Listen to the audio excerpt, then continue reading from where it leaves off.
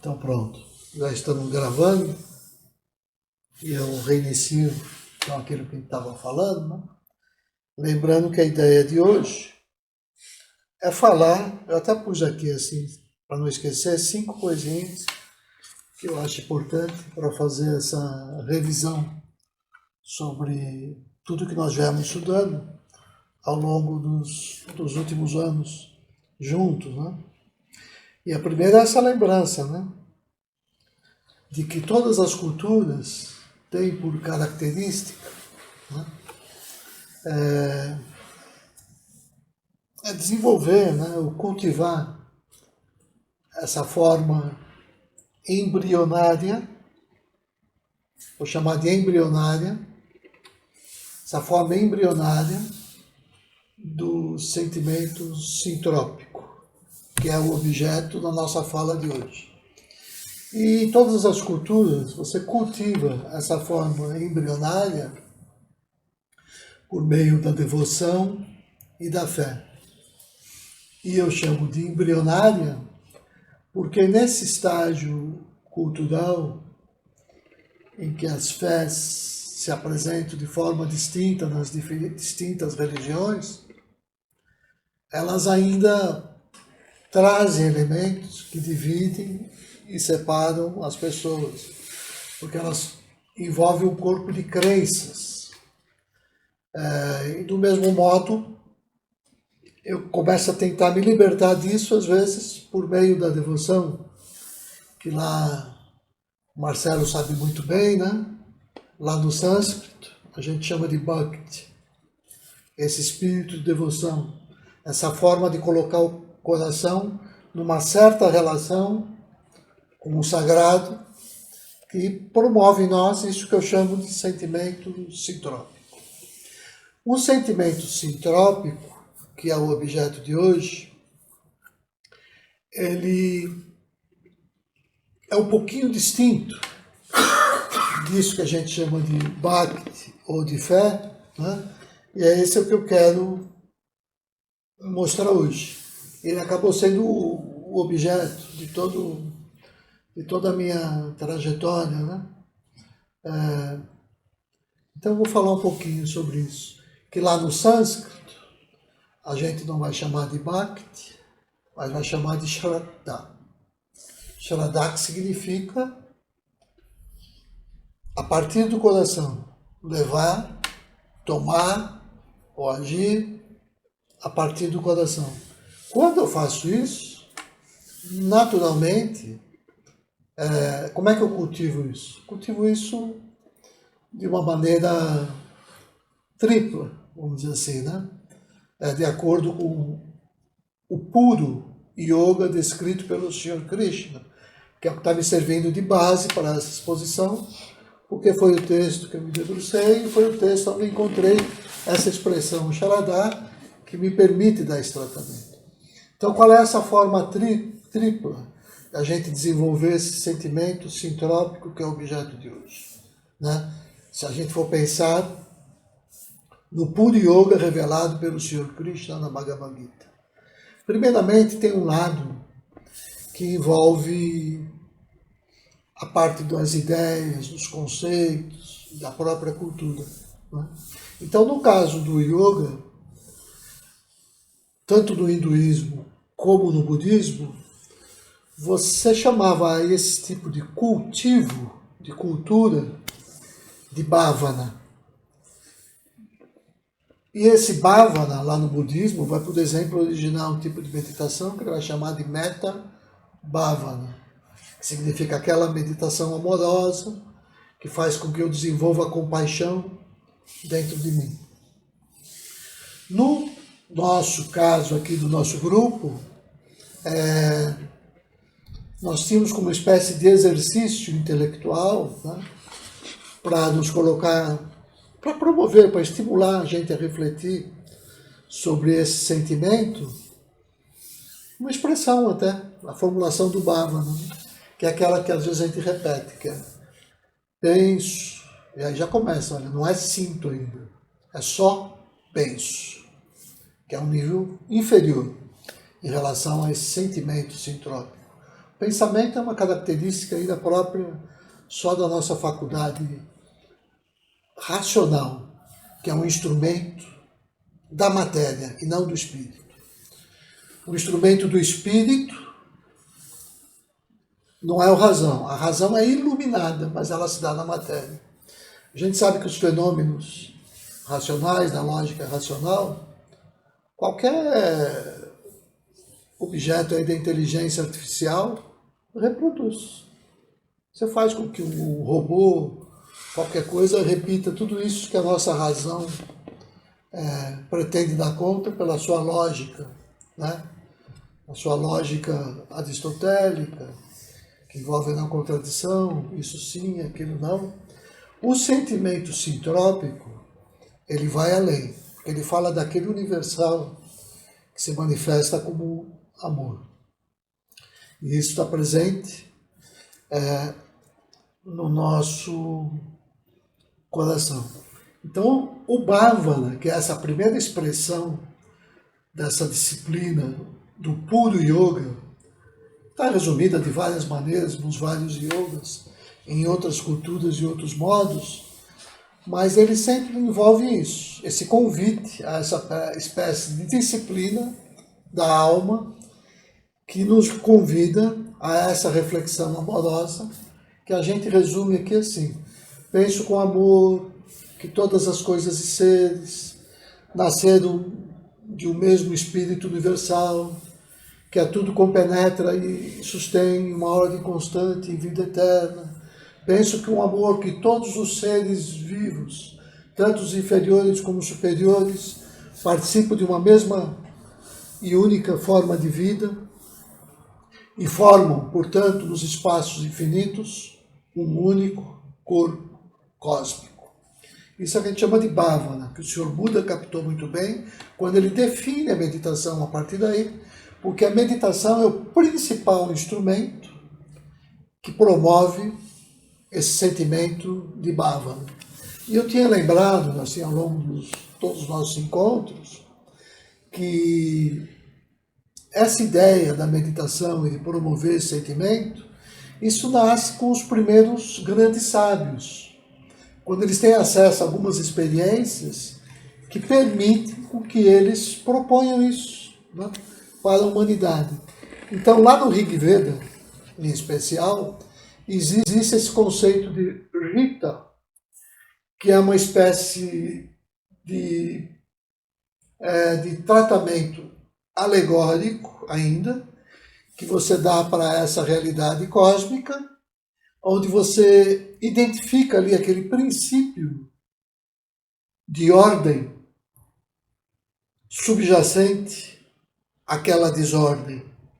Então, é uma espécie de um princípio de ordenação do caos, que é o que a gente chama lá de Rita. Então, esse princípio de ordenação do caos, que vai fazer depois com que eu aprenda a cultivar como me aproximar dele por meio das práticas de meditação, aqui nós chamamos isso de Bhavana, né? Então, essa é a parte, vamos dizer assim, conceitual, e que eu reforcei que ela, por si só, e nada é a mesma coisa, né? Porque de teórico é o que o mundo está mais cheio e cansado, de intelectual vazio, que não mantém uma coerência entre o discurso e a prática. Isso me leva, então, ao segundo aspecto desse puro yoga, que me aproxima do sentimento sintrópico, que é a nossa praxis. A praxis, aquilo que me convida a ser coerente entre isso que eu percebo no conceito de Bhavana e ter uma prática de acordo com isso, é isso que também vai me ajudar a ir desenvolvendo esse sentimento de Bhavana. E por isso que a gente chama essa praxis, né? Eu vou chamar aqui de praxis sintrópica, que também está presente em todas as culturas, em todas as religiões, com variações adaptando ali as circunstâncias de tempo, lugar e nível de consciência de cada agrupamento social, Mas todos propõem essa praxis. Essa praxis sintrópica, que na definição mais preciosa que eu conheço, que eu conheço porque ninguém conhece tudo. Aquilo que me foi revelado, que me foi permitido acessar, vem por meio desse texto fundamental que é a Bhagavad Gita. Então ali o Sr. Krishna define com excelência o que é essa praxis sintrópica que só é totalmente acessível e ela só se revela para aqueles que de fato estão buscando a verdade, né? Essa praxis ela é totalmente mal compreendida e banalizada quando você vê em próprios praticantes de meditação ou estudiosos da Gita, quando eles procuram reduzir essa praxis a uma coisa menor, secundária. Não existe tolice espiritual maior do que essa para mim. É de achar que a praxis sintrópica seja uma coisa menor, por exemplo, em relação ao conhecimento. E é por isso que você vê no seio do hinduísmo, também, muito fortemente, essa compreensão de que o Sr. Krishna ensina um Karma Yoga, que é uma disciplina preliminar para aqueles que ainda não estão aptos para o Jnana Yoga, né? Então, essa compreensão vedantina, tipicamente do Oriente, para mim, ainda não tem nada de sintrópica. Ainda não tem nada da essência desse puro yoga universalista, dessa realidade global, e não simplesmente presente na cultura da Índia, que é a mensagem que o Sr. Krishna traz. Porque ele traz a Gita como uma crítica à cultura da Índia, e não só como uma reafirmação daquela base espantosa, fantástica e fenomenal. Ele traz como uma crítica. Então essa crítica começa aí, por esse entendimento da importância da ação. Essa ação tão descuidada na Índia antiga que fez desse país, em alguns momentos, um país que fosse mal visto por aqueles povos mais educados, mais elegantes e intelectualmente mais sofisticados, né? Tanto assim que quando os portugueses ou os ingleses chegaram lá, não tiveram nenhum trabalho para mostrarem a sua hegemonia e subordinarem aquelas pessoas às suas próprias leis. Levou muito tempo para que a própria Índia começasse a entender que ela mesma estava traindo a sua origem histórica e traindo o seu papel de fiel mantenedor daquela cultura maravilhosa que veio pelos rishis da antiga Índia, né? Então, essa praxis, nesse sentido que eu estou dizendo, ela é o segundo elemento que a gente precisa. Se eu quero entender o que é o sentimento sintrópico, que eu não acho que sejam assim, muitos grupamentos ainda que estejam preocupados com isso, embora a gente veja, e daqui a pouco eu vou falar disso, essa tendência crescente se manifestando. Isso me leva ao terceiro ponto. Então eu falei de uma parte, tem a ver com conhecimento aí, para você treinar, né? Penso isso, assim, assim. Tem a praxis e tem o terceiro ponto, que é a meditação. A meditação também é uma coisa, obviamente, que foi definida com maestria pelos rishis da Índia, não tenho a menor dúvida. Na sua versão ali, que eu considero a mais bem acabada e completa, na Índia. Mas eu não vejo que seja essa a meditação que a gente encontra aqui nas esquinas das academias de yoga e dos grupos de estudo, inclusive da cultura indiana. Não é essa a meditação. A meditação de que trata a Bhagavad Gita e o Senhor Krishna é essa que tem como objetivo promover esse sentimento sintrópico que nos conduz, de fato, e não como uma fantasia, da essência para a essência da realidade, ou seja, ela me tira do samsara, desse mundo das aparências, e me revela o que está atrás dessa aparência, né? Isso, de novo, alegoricamente, é descrito assim, de uma forma poética e não literal, a não ser para o religioso mais fundamentalista, no capítulo 11 da Bhagavad Gita. É ali que está dado o que é eu sair de uma compreensão ingênua da realidade, que é essa de todos nós, que define a política, que define a sociedade como nós temos. E nos conduz a um outro olhar que revela em tudo uma outra lógica sagrada e que faz com que a gente entenda que tudo é divino e maravilhoso. E que, num certo sentido, o fogo foi feito para queimar. E quem põe a mão no fogo não pode reclamar que queimou a mão. Né? Então, do mesmo modo, esse mundo é ainda esse mundo infernal, porque nós o construímos assim. Só por isso. Então, não é para reclamar que o mundo é errado. O mundo é perfeito. Nós é que não sabemos interpretá-lo, né?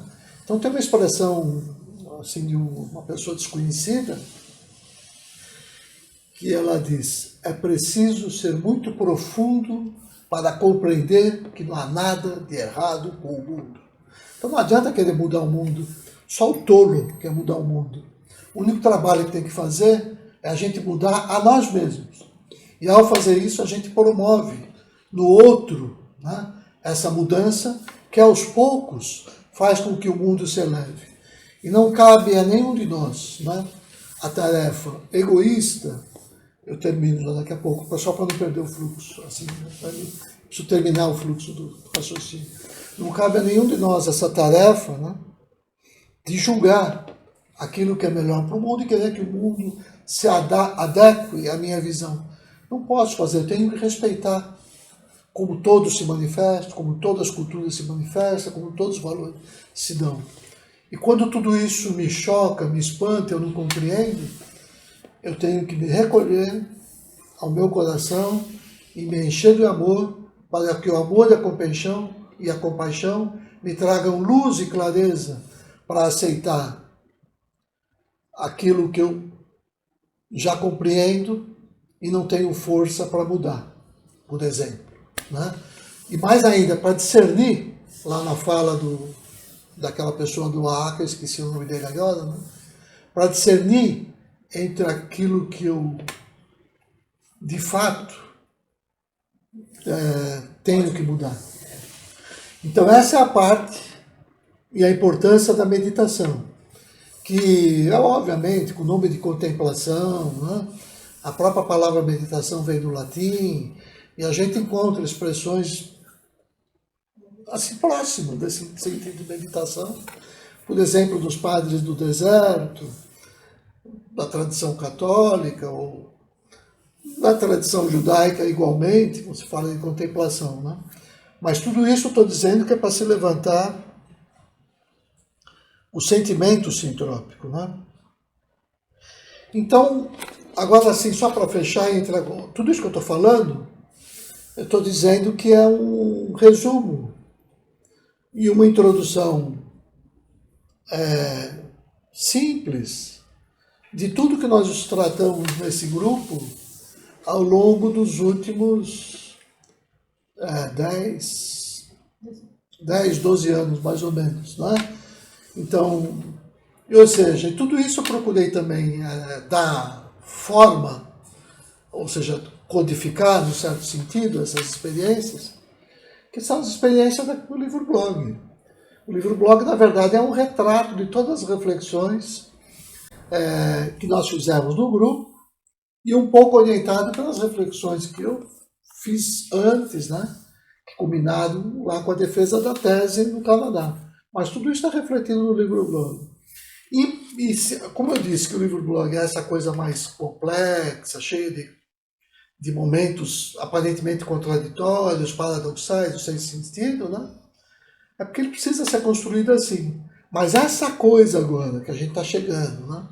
Que é essa ideia do sentimento sintrópico, para quem quiser ir direto só para isso, o capítulo 12 é só sobre isso, do livro-blog. Se você acessar o primeiro artigo do capítulo 12, que por coincidência é o último que eu publiquei no livro-blog, então quem abrir o blog já vai dar de cara com esse artigo que por coincidência abre o capítulo 12. No final dele, você clica no link que te envia o seguinte do capítulo, e assim vai. Sem a necessidade de você abrir o sumário, onde você pode escolher o artigo que você quer ver. Então esse capítulo 12 trata disso que eu estou falando hoje, que é sintropia. Sintropia é essa palavra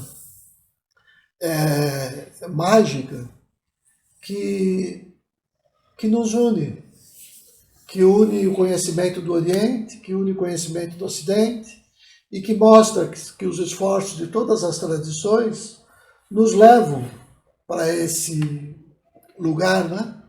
Para o entendimento dessa cultura sintrópica, que lida com esse jogo de forças entrópicas e sintrópicas. E esse grande equilíbrio, que a gente chama de sintrópico, né? Porque é como se assim a entropia caracterizasse o mundo material. Mas quando esse mundo material é fecundado pelo espírito, o espírito começa lentamente, nesse jogo com a entropia, a estabelecer uma busca de equilíbrio que a gente chama de cultura sintrópica. Como bem lembrou aqui numa outra reunião o Tiago, eu não posso inibir a sintropia e acreditar naquela visão ingênua, né? De que o ser humano, por exemplo, você passa corta aqui a cabeça, ele só existe daqui para cima do pescoço, que é onde a gente cultiva a sintropia, por exemplo. Né? Não, eu preciso harmonizar o corpo como um todo, porque cada vez que eu atinjo o equilíbrio, o próximo passo é provocar um certo desequilíbrio para que você continue no teu processo de ascese, de crescimento. Né? E a ascese, ou seja, esse caminho para o encontro consigo mesmo, com o espírito, é você subir esses degraus, né? Proposto pelos novos níveis de equilíbrio entrópico e sintrópico. Então,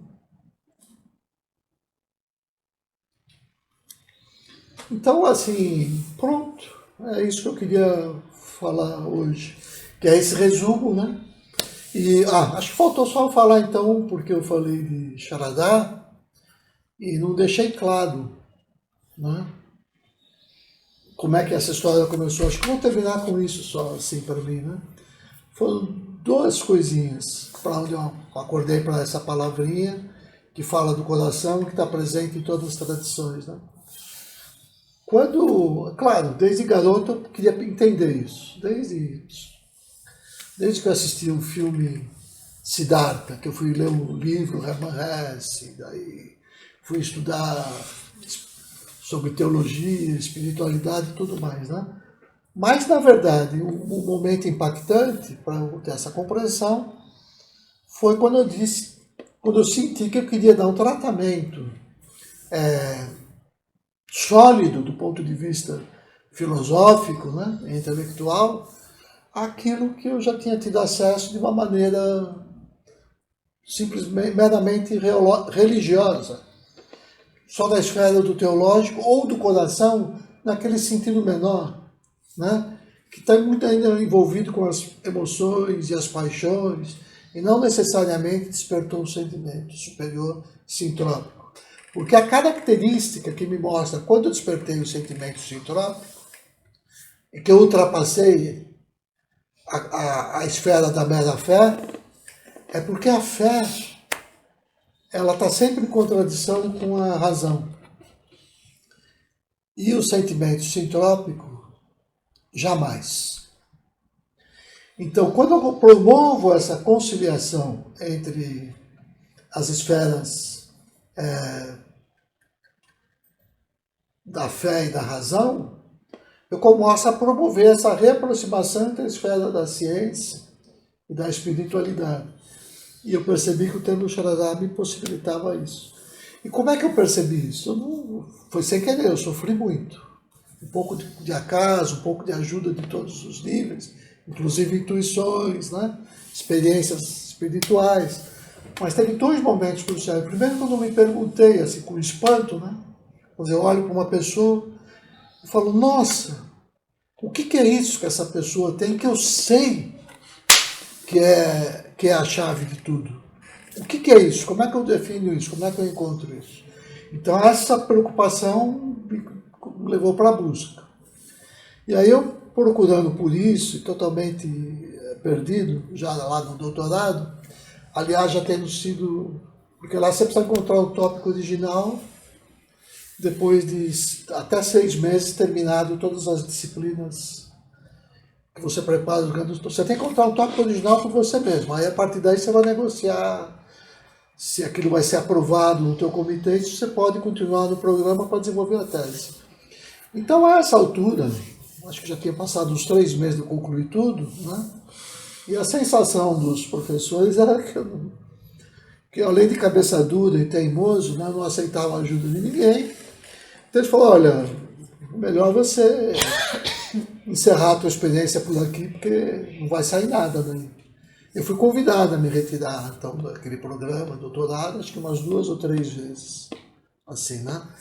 Foi uma experiência difícil. Na época hoje eu dou risada, eu brinco, mas foi uma experiência difícil. Por quê? Porque eu não abria mão de algumas coisas e, ao mesmo tempo, eu não tinha ainda também até maturidade intelectual para entender aquela lógica toda. Mas tinha uma tal de uma intuição que me guiava, né?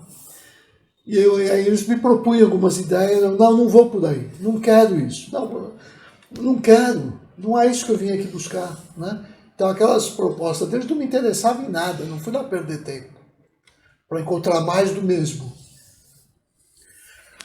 Aí, já assim, aflito e sem saber o que fazer, provavelmente eu ia ser expelido do sistema, né? Um dia, do nada, no Google, eu brincando ali, pesquisando, tentando dar um jeito, de repente apareceu uma imagem, que foi a imagem de Joana d'Arc em cima de um cavalo, com aquele olhar assim para frente, como alguém que estivesse se preparando para ir para a batalha. Aí eu falei, é isso que eu quero estudar. O que é isso? É isso que eu quero estudar. E aí, quando eu comecei a percorrer o texto da Bhagavad Gita, eu encontrei que aquele sentimento era o que a gente chama de Sharadá, né? Aí eu levei isso para a minha orientadora. E a resposta foi, olha, Bhagavad Gita não tem mais nada para ser escrito sobre ela, e muito menos sobre Sharadá, que já foi tudo escrito. Isso aí não é um tópico relevante, né? Eu falei, olha, eu acho que você está enganado, eu vou provar que você está enganado, porque agora eu encontrei o que eu queria. E aí eu percebi que se traduzia Sharadá de uma forma equivocada, e por isso que era um termo irrelevante. Você traduzia como fé, no sentido quase que ocidental do termo, e às vezes no máximo, né, em ambientes assim da própria Índia, você identificava Sharadá como um aspecto menor de Bhakti, da devoção. Eu falei, não é nenhum caso nem outro. né? Não é Bhakti. Por quê? Porque Arjuna, quando a Gita começa, ele já é um devoto. Ele é um devoto de Krishna. Só que ele é um devoto que falta a ele uma tal coisa que em Bhakti só por si só, em geral, não está presente. Tanto assim que ele toma um puxão de orelha de Krishna e fala, acorda e sai desse estado, né, de covardia, está presente ainda em alguns Bhaktis, e desperta essa tal coisa que eu vou te falar, que é a Shaladá. Então, bom, tá aí. Shaladá é quando você, no máximo de Bhakti, você caminha para Shaladá, mas Shaladá é o degrau de cima. É o mais puro Bhakti, nessa minha leitura, como eu estava vendo o texto da Gita. E com relação à fé, não pode traduzir Shaladá como fé, porque Shaladá nunca está em contradição com a razão, né? Shaladá é simplesmente, em termos ocidentais, a expressão, por exemplo, do cogito cartesiano. É aquele sentimento, aquela convicção interior, aquele fervor, aquele ardor do coração que eu desenvolvo quando eu me sinto próximo da verdade.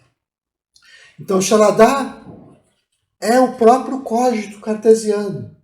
Aquilo que você chegou duvidando de tudo, inclusive, até você ter certeza. Você não quer saber se o fulano, o teu vizinho, a tua religião, seja lá quem for, disse A ou B. Você está sentindo no teu coração. Isso é Shaladá. Então, essa é a experiência que leva à primeira certeza sensível, o cogito. Duvido disso, duvido daquilo, duvido de não sei o quê. Mas, se eu penso, eu existo. E isso é indubitável, ninguém me disse. É indubitável, eu experimento dentro de mim mesmo, que se eu penso, eu existo. Está aqui a primeira certeza sensível. Então, essa expressão do cogito, ela é semelhante a de Shaladá. E, obviamente, ela não está em contradição com a razão, muito pelo contrário, ela atende como condição mínima a todos os critérios da razão. Condição mínima, porque não é suficiente, né? Condição necessária, mas não suficiente. Porque o que torna essa condição suficiente é você iluminar a razão com a luz do coração, com a luz do amor. É por isso que a gente chama o Senhor Buda de um iluminado. Porque ele se permitiu deixar que a luz do espírito, a luz do coração, tocasse a sua razão material, do cérebro, né? Essa experiência que é próxima a de qualquer objeto de inteligência artificial, onde o sentimento sintrópico nunca se manifestou e jamais se manifestará, porque ele é próprio daquilo que tem vida e nada mais. Agora eu terminei.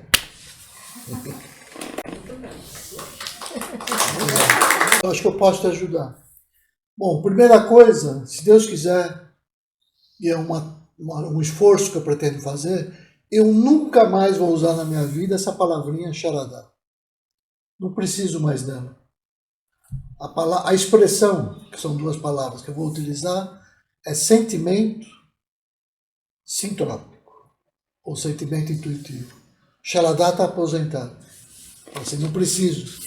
Até porque eu não sou hindu, né? Eu sou ocidental, que é um amante da cultura indiana. É diferente, né?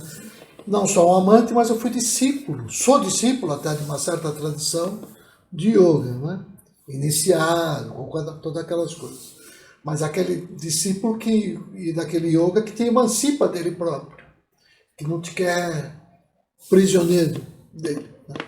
Então, a primeira coisa é essa. Com relação ao hinduísmo e budismo, é simples a discussão, porque as pessoas ficam se debatendo em termos de questões que são secundárias. Na questão essencial, eu acho que o budismo e o hinduísmo são próximos. Agora, por exemplo, aí falar, mas agora as grandes críticas, né? O budismo se apresenta como uma crítica ao brahmanismo, se apresenta como uma crítica ao sistema de castas, se apresenta como uma crítica ao entendimento do espírito. Falando que isso não é importante. O Senhor Buda primeiro vai dizer, olha, quando eu tomo uma flechada com veneno, eu não vou ficar disputando conceituações filosóficas para saber qual é a natureza da flecha. Não, eu preciso tirar aquela flecha e o médico me tratar. É pragmático. Porque a crítica que o Senhor Buda estava fazendo não é os grandes rishis da Índia, mas aqueles praticantes assim mais tolinhos, mais ingênuos, que constroem uma rígida estrutura de casta, né, fundamentado depois em valores não do coração, mas desses conhecimentos cerebrais, intelectuais, onde você fica querendo discutir o que é o Atman. O Senhor Buda não disse que o Atman não existe. Ele falou, olha, essa questão não é a mais importante. O que é importante é saber que a gente sofre, que esse sofrimento pode ser erradicado, que existe um caminho para a transcendência e que esse caminho é óctuplo e eu vou dizer qual é ele aqui. Olha, isso é o que os rishis diziam, isso é o que o Yoga Sutra de Patanjali sempre disse, com uma nomenclatura diferente. Né? Então, no nível, se eu disser isso na universidade, eu também vou ser trucidado. Porque a universidade é feita de intelectuais desconectados do coração, que não têm a mínima sensibilidade para perceber isso, nesse nível mais profundo, espiritual e místico. Eles vivem simplesmente a parte que é descomprometida com a prática. Né? Tanto assim que você pega uma autoridade nessas questões e que a vida ética dele é totalmente desconectada da ética que ele estuda. Né? Por exemplo, a pessoa se apresenta como budista e depois de dar uma palestra, como eu já vi alguns desses Rinpoche, não é esse, mas com esses nomes assim, do budismo do Tibete, depois de você terminar aquele baita evento, você vai para uma churrascaria. Você vai para uma churrascaria. Eu falo, como é que um budista que se apresenta contra o sacrifício animal promovido pelos hindus, contra aquela carnificina de sangue, como que o budista que promove a cultura da não violência e do respeito aos animais, do sagrado, todas as coisas, pode ser tão incoerente para dizer que está nesse nível e depois ir para uma churrascaria. Esse budista, para mim, ele nunca vai ter a minha mínima consideração, porque ele é só um intelectual. Ele é só um intelectual. Então, nesse nível, esse tipo de budista, para mim, não diz nada. Agora, se você me disser que um Shantideva, no texto dele, Bodhisattva, esse grande texto místico, lá do século V ou VI da Índia, se você disser que aquilo que está escrito ali está em total oposição ao que o Senhor Krishna diz na Gita, eu vou dizer uma questão de leitura. É claro que ele não vai falar do Atma e tudo mais, mas ali eu vejo um texto, olha, eu não vou dizer de igual valor e mesmo peso, mas próximo. Shantideva, com essa história de falar dos bodhisattvas, né? Que é uma coisa maravilhosa, né? Da gente se tornar isso que a gente está pensando em dizer. Então, para mim, esse budismo, sim. Agora, do mesmo modo, quando eu pego o próprio entendimento de casta, que aparece na Gita, não é esse que está lá no Manu Smitra, que codificou a Índia como um todo, que oprime, que desqualifica. Isso não está presente na Gita, de forma alguma. De forma alguma. Né?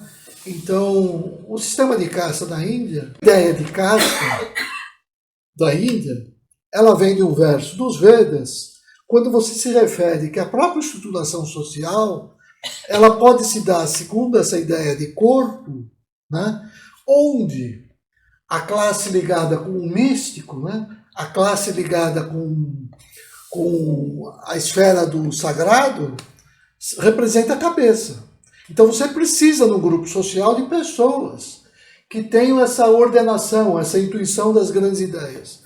Mas você precisa também de uma classe que vai proteger e vai administrar o reino, né? Os príncipes. Então você tem essa outra classe que representa os braços. Mas só com esses governantes, com essa classe de, entre aspas, de pessoas improdutivas, o mundo não vai a lugar nenhum. Então você precisa de uma outra classe, que são aqueles que geram riqueza. Esse é só o entendimento de como é que se estrutura uma sociedade. Jamais eu poderia derivar daí o entendimento de que eu sou melhor do que você, que minha casta é superior e que você nunca vai chegar onde eu estou. Jamais. E a Gita é tão absolutamente espetacular nesse ponto que ela se abre, né, pela boca de uma pessoa da casta inferior. Você vê como a Gita subverte tudo, né? Na verdade é o serviçal do rei cego que tem a visão divina e narra para aquele rei cego da casta superior, né? Para aquele ignorante, narra para ele a verdade. Então onde é que está o sistema de casta na Bhagavad Gita? Está aí, exatamente nesse entendimento, nessa crítica de que a leitura hinduísta que se fazia até o período da Gita, era isso que precisava ser modificado. É para isso que o Krishna veio, para acabar com essa bobagem. Que eu jamais me atenho às notas de rodapé das escrituras sagradas. Eu me atenho às escrituras primárias. Então eu me atenho à Gita, eu me atenho ao texto do Shantideva, que é considerado uma escritura, eu me atenho aos sutras, né? A essas querelas e faradas produzidas por todos esses que se dizem herdeiros dessa tradição, tudo isso faz para essa cultura igual Whitehead, acho que é assim que fala, fez para a cultura ocidental, né? Olha, tudo isso que a gente vê que chama de filosofia contemporânea, todas essas coisas aí, tudo isso nada mais é do que nota de rodapé a filosofia de Platão. Então, você quer saber filosofia mesmo? Vai estudar Platão. E não perde tempo com esse monte de gente falando um monte de bobagem que não te leva a lugar nenhum. Quando você define esse termo sintrópico, quando você fala que dá para cultivar o sentimento sintrópico, essa é a raiz e a origem de tudo para que eu me entenda dentro da minha própria tradição. Eu só preciso dessas expressões. Sentimento sintrópico, praxis sintrópica, cultura sintrópica. O que é isso? Está livre e aberto. Basta você ver o que é o conceito de sintropia e passa a ajudar a construir quando você cultiva em você mesmo, na tua própria tradição. Acabou, também não sei o que é. Eu sei o que é a partir desse olhar daí. Então é aí que a gente dialoga de igual para igual. Porque nós dois estamos na mesma busca desse mesmo sentimento. Que chama um artigozinho de Sri Janardana, um autor da Índia, chama Princípios e Personalidades. Então hoje, por uma mera coincidência, né, eu verbalizei alguns princípios como instrumento, sei lá, de um certo conhecimento espiritual, não sei do que, mas esses princípios é que tem essa ação de sanar o coração para que cada um processe em si mesmo a sua própria cura. Porque você se tranquiliza, você se relaxa. Então, quando eu olho a partir daí, eu entendo isso, né? Que essa personalidade aqui é tão falível quanto qualquer outra, ao ponto de quando eu vou olhar para os vídeos, eu vejo tanta violência que depois eu tenho que editar e cortar, porque aí eu vejo quanto vaza, porque a personalidade, ou seja, a minha pessoa, ela é simplesmente uma buscadora. Mas, às vezes, por estar buscando, eu trato de princípios que são verdadeiros e universais e que esses princípios, sim, têm esse poder de fazer isso que o Marcelo... Os princípios, não a pessoa, tem poder de fazer isso. Ou seja, é essa energia que você gera que toca o outro. Disse uma época que quase ninguém falava de meditação no meio acadêmico. Mas, assim, eu acho que a meditação tá em todo lugar agora. Por exemplo, na disciplina que o Rubens formulou lá para o CCMN, Semana passada essa semana, quinta-feira, foi um professor de dança, que foi falar de meditação e corpo, e de movimento. E ele fez de uma forma tão bonita que os alunos se sentiram representados também. Eu acho que tem muito valor. Então, a partir de agora, eu vou falar disso. A cultura sintrópica, que é essa cultura de autorrealização, né? A praxis sintrópica, que é a via óctupla do Sr. Buda, por exemplo, ou a via óctupla do Yoga Sutra de Patanjali, né? E o conceito é esse, que é o amor, que é presente, que você vê em todas as religiões. Né? Agora, eu não posso falar disso no meu caso particular. Eu vivo isso, pratico isso todo dia. Eu busco o Atma, busco o Brahman, é a minha busca. Mas é minha, pessoal. A Dharani tem outro nome.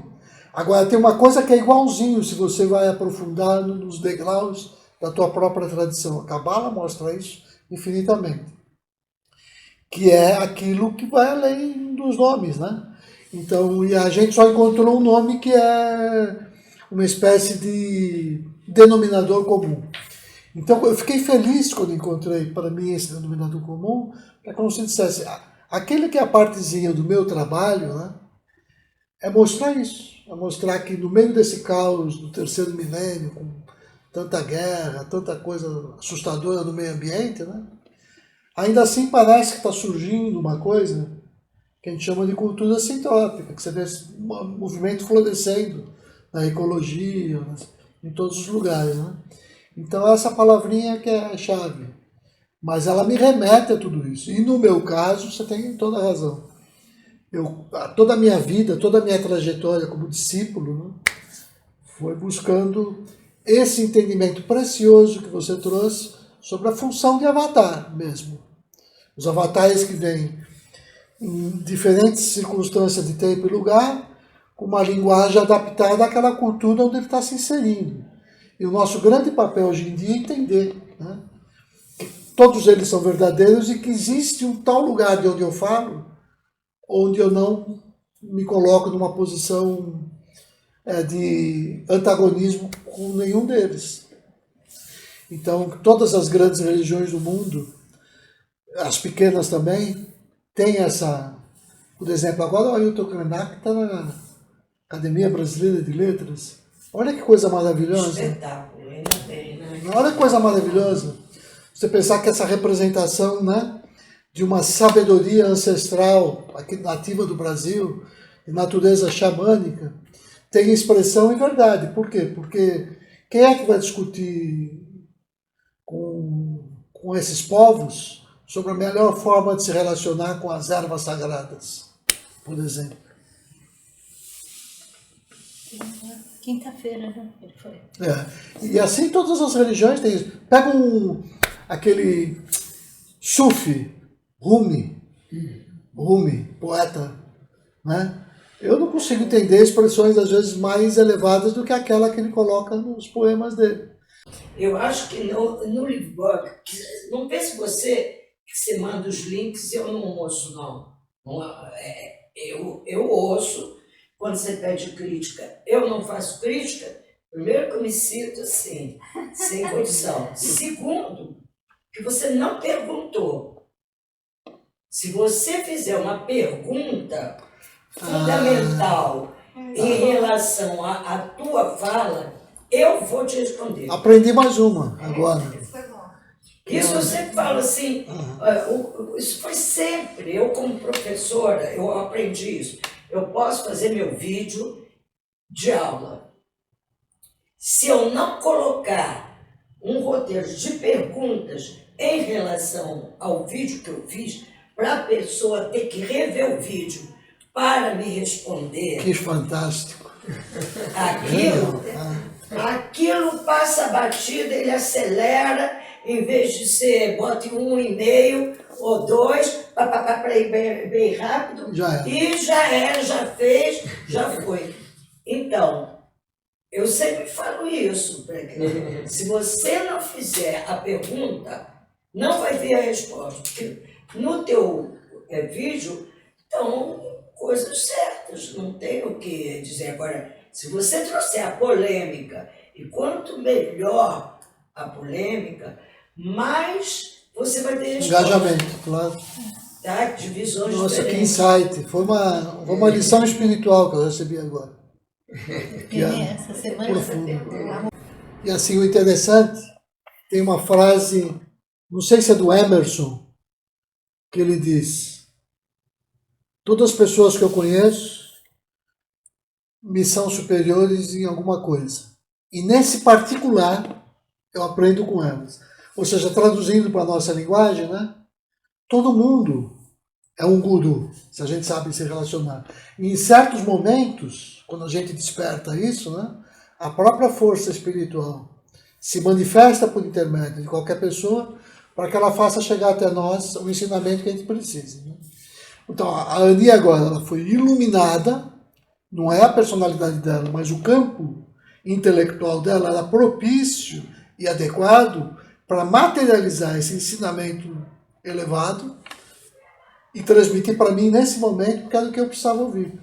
Isso que eu falei, foi minha instrutora agora, passando isso. E que vem o quê? Esse é o ensinamento essencial da área da educação, e que eu tinha negligenciado. Essa frase, além de cristã, eu acho que é evangélica. Olha que coisa interessante. Não. É o codificador do AA. Quando ele estava fazendo aquelas... Alcoólicos Anônimos. Ele foi um pastor protestante muito interessante, fez um trabalho... Eu não sei o nome dele, mas é o pastor que fez o AA. Olha que frase, claro que aqui está no português adaptado para a nossa... É um pouquinho diferente do que você acha na internet. Mas eu gosto dessa aqui, ó. Está quase que num pergaminho. Diz assim, ó. Deus, concedei-me serenidade para aceitar as coisas que não posso mudar.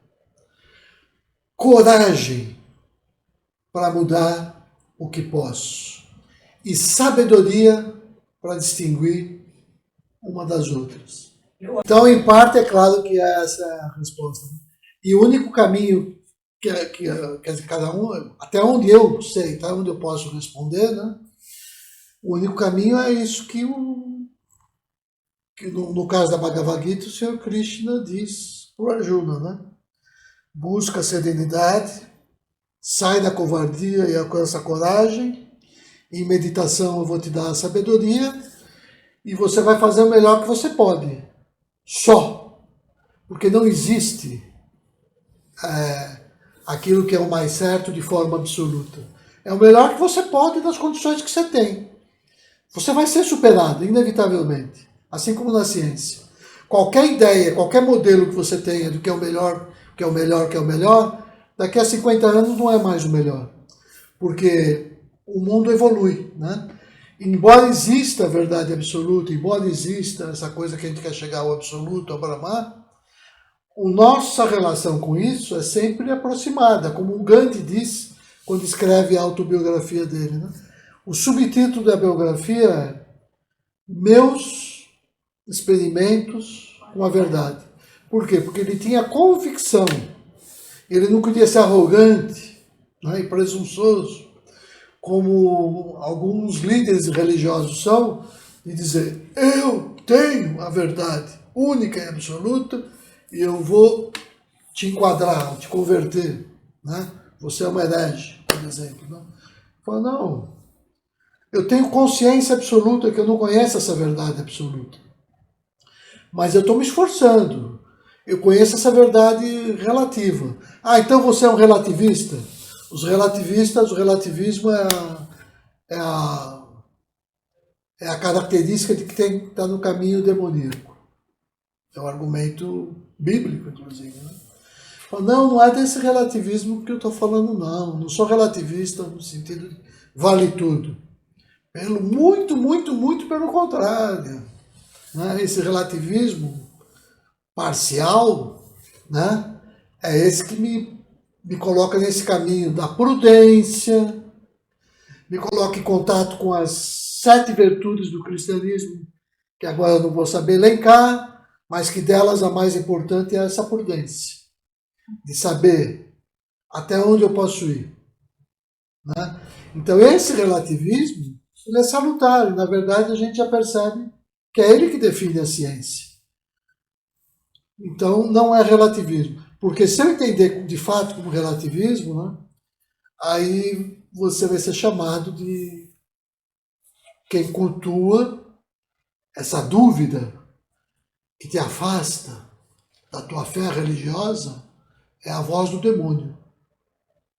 Por isso que na Idade Média, né, duvidar era heresia. E por isso que o próprio Descartes, antes de fazer o método da dúvida, o discurso do método, ele pede desculpa para o Papa e diz: seu Papa, não sou herege. Essa dúvida é metódica. Eu estou duvidando, mas não é muito. Só para falar, isso aqui. O Luiz Carlos quer falar. Só para falar dessa oração, posso só falar uma coisinha? Não, que aqui fala não fala nada dos alcoólicos anônimos, que não era pastor, era um contador. Tudo está certo. Mas ela tomou forma no mundo dentro do AA, por intermédio desse pastor. O resto é a pessoa tentando achar uma expressão parecida para dar o crédito anterior. Mas essa forma aqui é no AA. Eu não tenho o nome dele, é um pastor. É um pastor. Eu acho depois. Viu alguma coisa? Viu Wilson? Eu sei. Mas eu sei que tem outro. Quer dizer, o argumento dela é super importante. Ele adaptou isso. Mas não importa, ele não só adaptou, como tornou isso uma das orações mais importantes do mundo. Isso aconteceu dentro do AA. Na Gita, é dito com todas as letras, né? Você é em conformidade com a sua charadá. É um verso do capítulo 17. Diz isso com todas as letras. E mais bonito ainda, conciliando as falas do Marcelo e a sua, né? A Gita ainda fala Brahma Nirvana. Quer dizer, com essa extinção em Brahman. E o seu Buda, não preciso falar o que é esse Brahman. Estou falando de esse Nirvana, que é o que a Gita fala. Então está totalmente de acordo. Só que nós chamamos de Brahma Nirvana, né? Parece a expressão Brahma Nirvana. Por exemplo, Ani, quando você vê assim, o Ailton Krenak na academia, aquele Antônio Nobre falando de ecologia, eles são expressões elevadíssimas, que não precisam ter a menor ideia de tudo isso que eu falei aqui, para estar me provando que eles estão certos, obviamente, e que isso está em concordância com o que a gente faz aqui. E a independência que eu acho mais bonita é isso, porque como isso é próprio do ser humano, basta a gente acessar. É isso que eu estou falando. Né? E o meu otimismo, né, é simplesmente porque no passado isso foi formulado por alguns poucos místicos e transformado numa doutrina, numa teoria também, né? Que meia dúzia de pessoas se interessaram.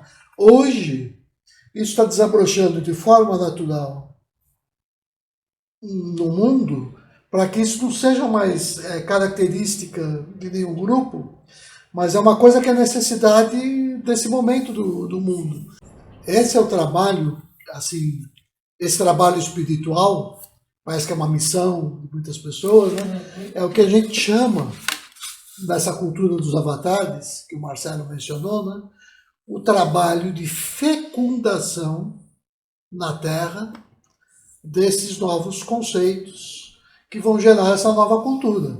Então, você fecundar conceitos, né, novos, que ameaçam, que colocam em xeque valores que vão definir uma nova estrutura e arrumação no jogo de poder, é claro que ninguém vai aceitar isso de maneira fácil. Então, algumas pessoas, elas se oferecem para esse trabalho doloroso, mas tem a recompensa de que elas se conectam com essas verdades que elas se ofereceram para ajudar a fecundar. Então é doloroso.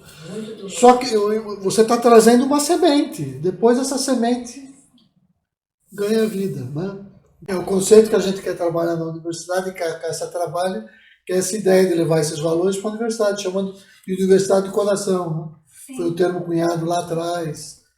E aí, O projeto que levou a gente para o Nordeste era esse. É que ele vai tomando o que eu falei, ele vai pipocando com nomes diferentes em diferentes lugares. Tanto assim que a grande síntese, lá, que é o nome da instituição, né? Quando o Francisco me pediu para preparar um site, ele falou: quero que o nosso site tenha o nome de Universidade do Coração. Então, desde 2011, 2012, quem entrar na internet, obviamente, Universidade do Coração, vai encontrar o trabalho como eles desenvolvem hoje, em torno da escolinha da síntese, que é um trabalho que você começou com criança de 2, 3 anos, e com professores integrados desde a educação básica até aqueles que buscam esse engajamento com a universidade. Então, todas essas outras alternativas, para mim, são expressões de uma mesma motivação que dialogam entre si mesmo sem se conhecer e que eventualmente vão de alguma forma se conectar, não sei como, né? Esses trabalhos. E que dentro desse grande processo, né? Vamos dizer, o papel da Cássia é fazer a gestão desses termos. Eu vou brincar, a gestão sintrópica, né? O meu papel era cavar aí, né, essas inserções. Então, pela disciplina, que foi meu pilotinho na universidade, é tratar da cultura sintrópica. E a gente vê isso nos mínimos exemplos, até quando você já usava o termo sintropia, no caso da agricultura sintrópica, que, embora seja criticada, ela já é criticada por esses grupos ligados... A monocultura. Não, é criticada por aqueles que estão na vanguarda, mesmo ligado até ao MST, hein? Agricultura familiar. Agricultura familiar. A agricultura sintrópica diz não tem nada de novo. Como querem dizer, o porta-voz não são eles, somos nós. Eles têm ali... E é verdade, em parte. Mas não importa, porque muita coisa... Só de você usar esse termo, porque falou assim, você está ligado com fazenda de cacau, ainda é uma coisa assim meio de latifúndio, né? Mas mesmo assim, você já está comprometido com uma relação com a natureza que é sintrópica. Vamos dar por encerrada a reunião e vamos fazer um pequeno lanche, né? Porque é verdade, passou do horário.